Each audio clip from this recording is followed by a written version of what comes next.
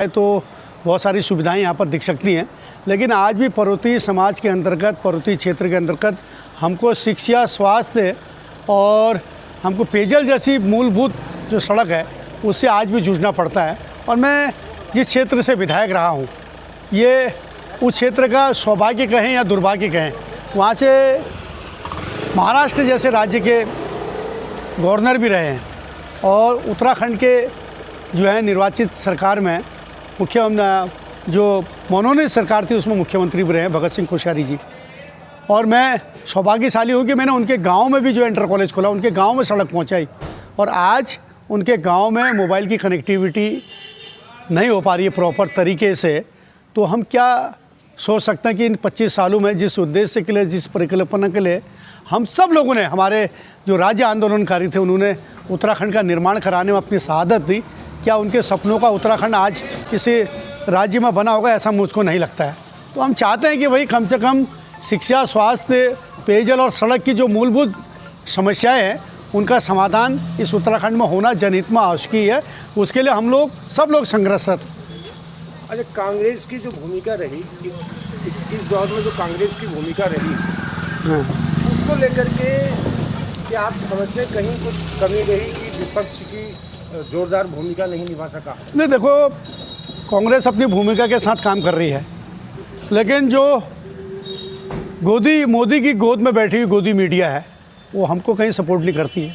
हम बहुत सारे ऐसे ज्वलंत मुद्दों को उठाते हैं जिन मुद्दों को आज जो है सरकार अपने अधिकारियों के माध्यम से, अपने जन दबाव के माध्यम से आज भी हमारे मुद्दों को दबा देती है। ये हमारे सामने उदाहरण है, उत्तराखंड के राज्य के चुनाव हुए, किस प्रकार से पुलिस ने जो है जिला पंचायत सदस्यों के साथ क्या बेरहमी से जो है गुंडागर्दी करी थी।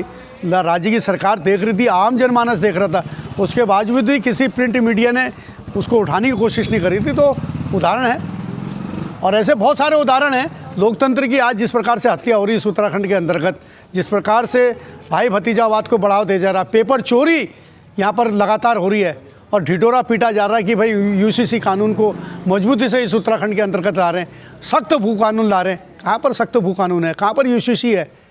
किसको आप किसके लिए उत्तराखंड की बात करते हैं? क्या अडानी अंबानी को ज़मीन देने के लिए बात करते हैं, या ऐसे रामदेव को जिसने पूरा उत्तराखंड बेच दिया, उस रामदेव को आप ज़मीन देने की बात करते हैं? एक गरीब परिवार के व्यक्ति को एक मकान बनाने के लिए मात्र जो है 70-80 गज जो है ज़मीन नहीं मिल पा रही है, लेकिन यहाँ करोड़ों हज़ारों एकड़ जो है आप अडानी अंबानी को 1 रुपये 100 रुपये में जो है कई 100 साल की लीज पर दे रहे हैं। तो ये दुर्भाग्य तो उत्तराखंड का ही है। अगर इस दुर्भाग्य को हम लोग देखेंगे तो उस परिप्रेक्ष्य में तो इस उत्तराखंड को जो है आज ये रजत जयंती मनाने की बात करते हैं, उस प्रदेश के मुख्यमंत्री से ही पूछे कि भैया कितना भ्रष्टाचार इस प्रदेश के अंतर्गत उनके द्वारा करा जा रहा है। खुलेआम लूट चल रही है, पेपर चोरी हो रही है और नौकरियों में लगातार उनके लोग, हाकम सिंह जैसे लोग बैठे हैं, लगातार वो लोग नौकरियों में जो है पैसे की डिमांड करते हैं और आए दिन पकड़े जाते हैं। तो फिर इस उत्तराखंड में किस लोगों को रोज़गार मिला, कौन से लोगों को रोज़गार मिला? एकमात्र अग्निवीर जो योजना चला रखी इन्होंने, और एकमात्र हमारे लिए आर्मी थी जो हमारी इकोनॉमिक पोस्टल मनी ऑर्डर की व्यवस्था इस उत्तराखंड के अंतर्गत रहती थी।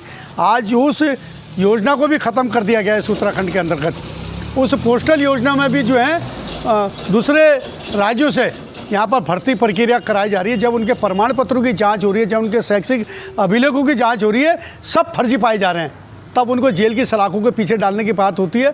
लेकिन वही ढाक के 3 बात, आखिर किसके सामने अपनी दुख को लेके जाएंगे, किसके सामने अपनी पीड़ा को लेके जाएंगे? यहाँ पर भी अगर कोई ऐसी पीड़ा की बात होती है तो ऐसी धर्म की अफीम चटाती जा रही है। उस धर्म की अफीम में जो है विकास तो एकदम सेकेंडरी मैटर है, ना विकास की बात होती है। तो भाई हम क्या उम्मीद कर सकते हैं? अच्छा, ये सवाल वैसे पूछना तो जल्दबाजी होगी। 2027 में चुनाव होने हैं, कांग्रेस की क्या तैयारी है? कांग्रेस बूथ स्तर तक कार्यकर्ताओं को मजबूत कर रही है और हमको पूर्ण विश्वास है जिस प्रकार से संगठन सृजन अभियान के माध्यम से जनपद के जिलाध्यक्षों को मजबूत करने के लिए राहुल गांधी जी ने एक सोच पूरे भारतवर्ष में रखी है और उत्तराखंड के परिप्रेक्ष्य में रखी है।